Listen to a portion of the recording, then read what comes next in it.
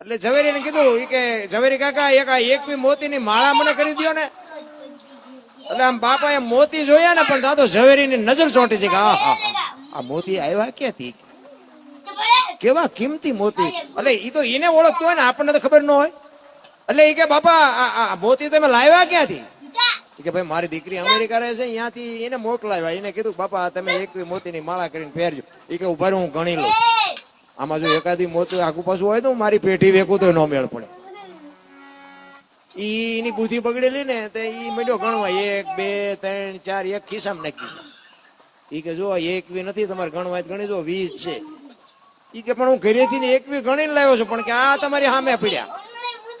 બાપા મીડ્યા ગણવા, હા 1 2 3 4 બાપા એક ખિસ્સામાં નાખી દીધું. ઈ કે હા 20 છે. ઓગણી કરીને આપ્યા ને ઓલે હડફામ કાઢી નાખ્યું, નાખવું પડ્યું. કઈ આપણને એમ ઝવેરી ના વખાણ કરવું, બાપા ના વખાણ કરવા.